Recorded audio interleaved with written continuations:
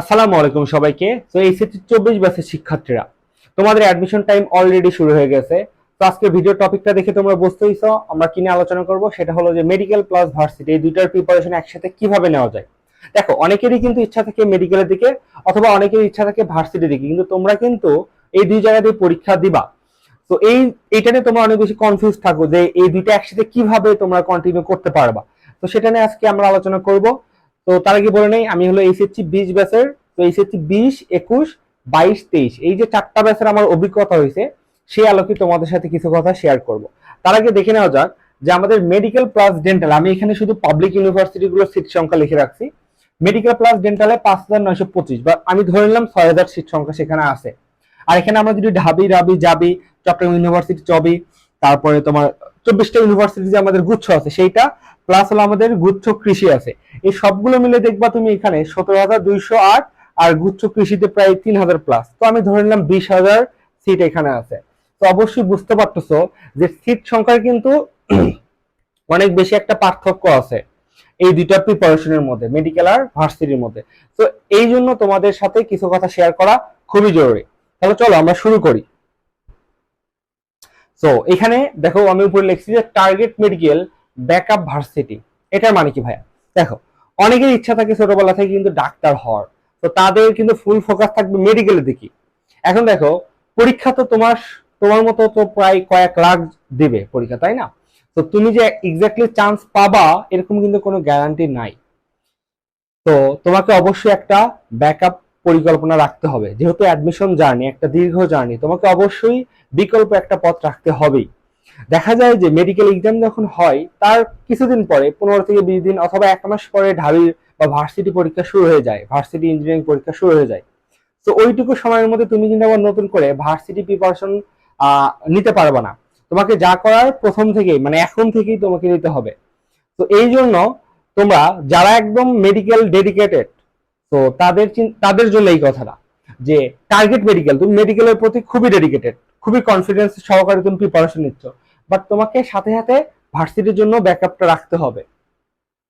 তো এই ক্ষেত্রে প্রথম টপিকটা হলো আমাদের ম্যাথ স্কিপ, মানে হলো আমাদের যে হায়ার ম্যাথটা আছে সেটা তুমি সম্পূর্ণ স্কিপ করবা। যাদের এই ধরনের চিন্তাধারা আছে তারা অবশ্যই অবশ্যই ম্যাথটা সম্পূর্ণ স্কিপ করবা। এখন তো আমাদের প্রশ্ন হতে পারে যে ভাইয়া, ম্যাথ স্কিপ করলে আমাদের কি কি সমস্যা হতে পারে, বা কোন কোন ভার্সিটিতে আমরা কিভাবে পরীক্ষা দিতে পারবো কি পারবো না, সেই বিষয়ে এখন তোমাদের সাথে আমি একটু আলোচনা করি। দেখো, ম্যাথ যদি তুমি স্কিপ করো তাহলে তোমার কি কি ঘটবে। প্রথমে আসি ঢাবির ক্ষেত্রে।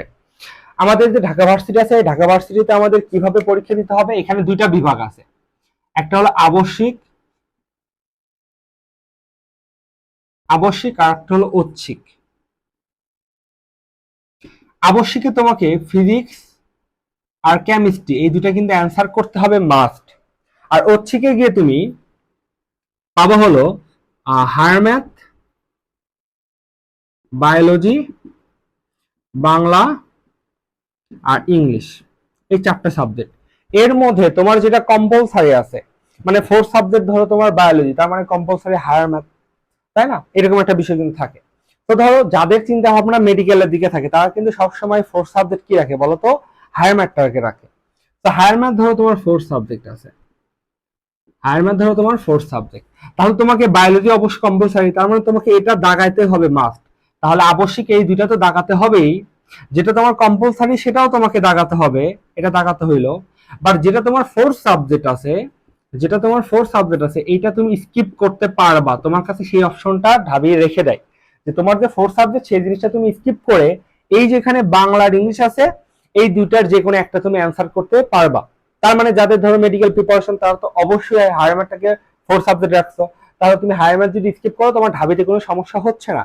তুমি হায়ার ম্যাথটাকে স্কিপ করে, যেহেতু তোমার মেডিকেল প্রিপারেশন না, তোমরা কিন্তু ইংলিশ কিন্তু সবাই পড়ো, তো তুমি ইংলিশ দাগাতে পারবা।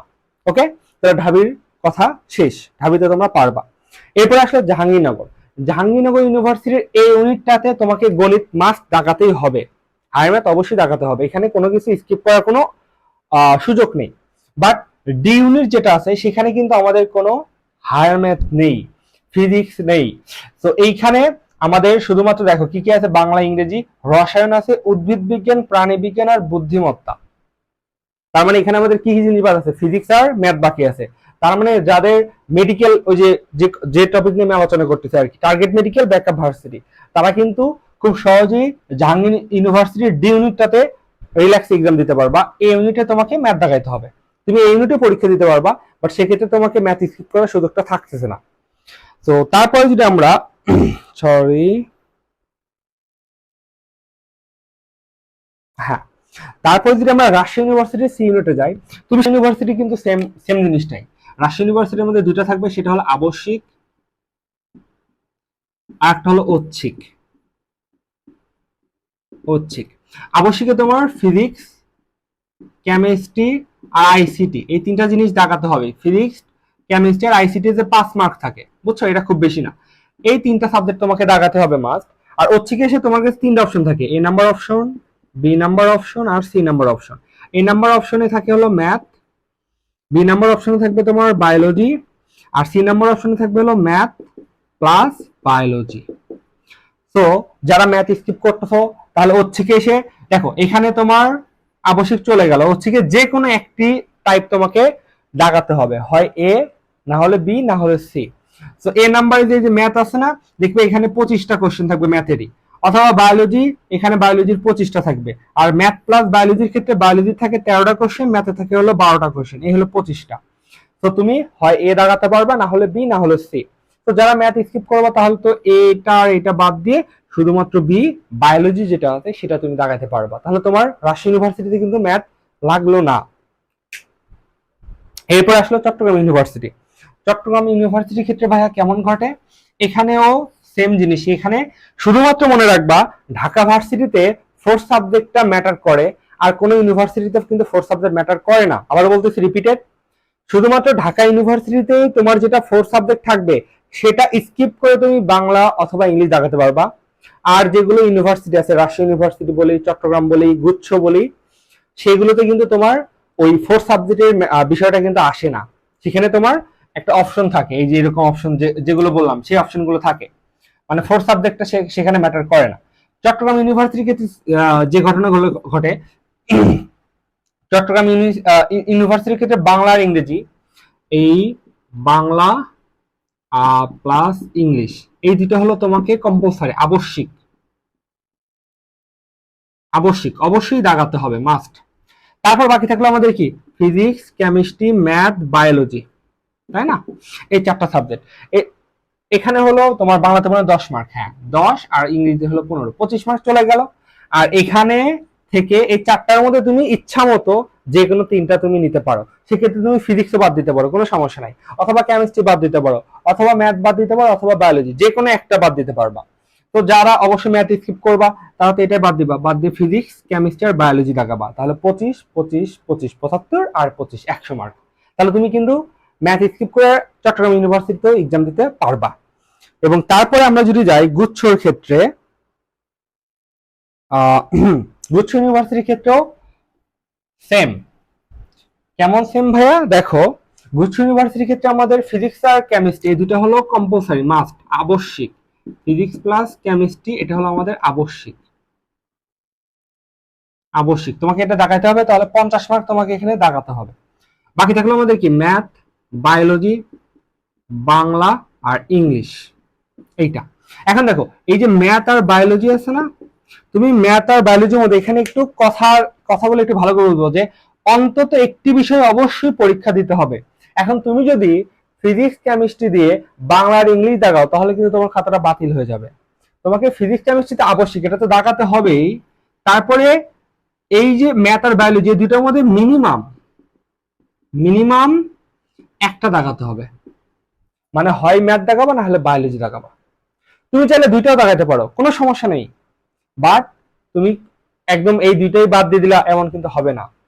তাহলে তুমি যারা ম্যাথ স্কিপ করছো তারা অবশ্যই এখানকার ম্যাথটা ই করবে না, অ্যান্সার করবে না। তারা কি অ্যান্সার করবা, শুধু বায়োলজি অ্যান্সার করবা, হয়ে গেল। ওইখানে যে ম্যাথটা বাদ দিলা ওর বদলে তুমি এখানে বাংলা অথবা ইংলিশ থেকে যে কোনো একটা নিবা। তো তুমি ধরো সে টু সে ইংলিশে দাগালা, তাহলে এখানেও কিন্তু তোমার গুচ্ছতে কি ম্যাথ স্কিপ করে তোমার অ্যান্সার করা হয়ে গেল। তো এই হলো আমাদের এখানকার বিষয়, যে ম্যাথ স্কিপ করে কিন্তু আমি সবগুলো ভার্সিটিতে এক্সাম দিতে পারতেছি। তো এটা বলার কারণ কি, যারা মেডিকেল প্রিপারেশন থাকে তারা মোটামুটি, মানে আমি সবার কথা বলবো না, কয়েক পার্সেন্ট স্টুডেন্ট আছে যারা কিন্তু ম্যাথও খুব ভালো পারে, বাট বেশিরভাগ ক্ষেত্রে ম্যাথগুলো একদমই মানে ম্যাথ বই তোমরা ফেলে দাও, ম্যাথ বই আর ধরোই না। তো এই জন্য তোমাদের বললাম যে টার্গেট মেডিকেল ব্যাকআপ ভার্সিটি হলে তারা এই কাজটা করতে পারো। আরো কিছু পয়েন্ট এখানে আমি বলে দিচ্ছি, সেটা হলো যে এক্সাম্পল গুলো দিয়ে দিলাম। আচ্ছা, এখন কথা হলো যে ভাইয়া ম্যাথ যদি আমি স্কিপ করি তাহলে আমি কোন সাবজেক্ট গুলো পাবো না? খুবই ভালো কোশ্চেন, এটা সবারই মনের মধ্যে এই কোশ্চেন গুলো থাকে। তবে আমি যদি ম্যাথ স্কিপ করি তাহলে তো ম্যাথ রিলেটেড কোনো সাবজেক্টই পাবো না। তো এই বিষয়ে একটু তোমাদের ধারণা দেই আমি।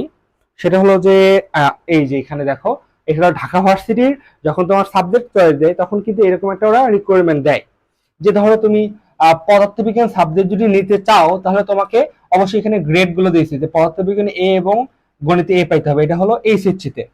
এবং তোমাকে ভর্তি পরীক্ষা যেমন ফিজিক্সের ধরো 25 থাকে, 15 মার্ক থাকে এমসিকিউ, 10 মার্ক থাকে লিখিত ঢাবিতে, তাহলে 25-এর মধ্যে তোমাকে মিনিমাম 12 পাইতে হবে এবং গণিত 12 পাইতে হবে। তার মানে দেখো তুমি যদি ফিজিক্স সাবজেক্ট নিতে যাও তাহলে তোমার কিন্তু গণিতে মার্ক লাগতেছে, যেহেতু তুমি গণিতে অ্যান্সার করনি তার মানে তুমি আর ফিজিক্স পাচ্ছ না।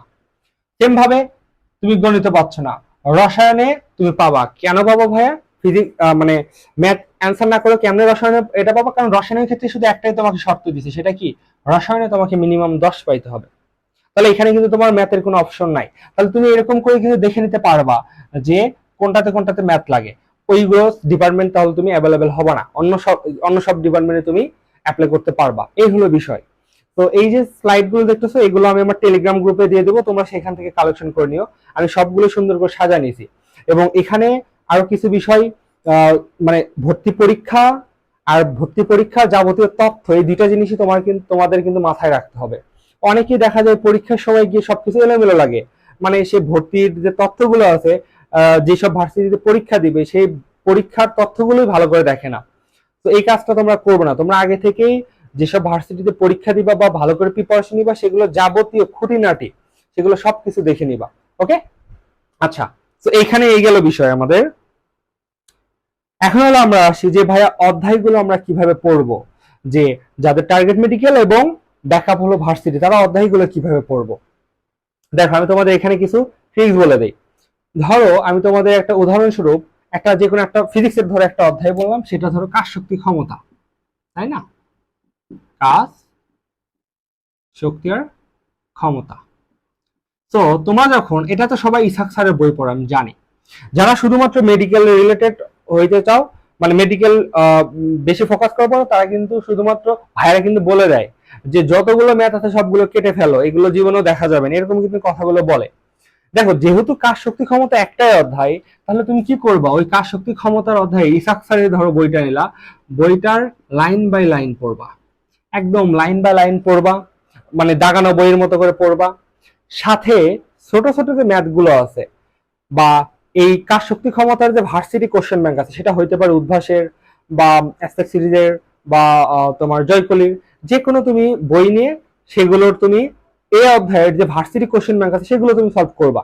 এবং অবশ্যই তোমাকে হাতে ক্যালকুলেশন কিন্তু করতে হবে। ভার্সিটি গুলোর মধ্যে শুধুমাত্র চট্টগ্রাম ইউনিভার্সিটিতে 100 mAh ক্যালকুলেটর ইউজ করা যায়, আর অন্য কোনো ইউনিভার্সিটিতে কিন্তু ইউজ করা যায় না।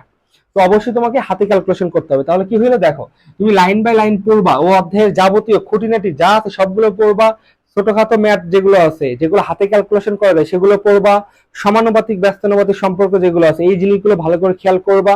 তারপরে ভার্সিটি কোশ্চেন ব্যাংক সলভ করবা, আর হলো তোমার মেডিকেলের যে কোশ্চেন ব্যাংক গুলো আছে সেগুলো সলভ করবা। তাহলে দেখো একটা অধ্যায় তুমি ভালো করে পড়লে তোমার মেডিকেল ভার্সিটি দুটোই কিন্তু হয়ে যাচ্ছে। এমন না যে দুটো আলাদা কোনো প্রিপারেশন, দুটো কিন্তু একই প্রিপারেশন। তাহলে এইভাবে তুমি ফিজিক্সের সবগুলো অধ্যায় পড়বা, কেমিস্ট্রির সবগুলো অধ্যায় পড়বা।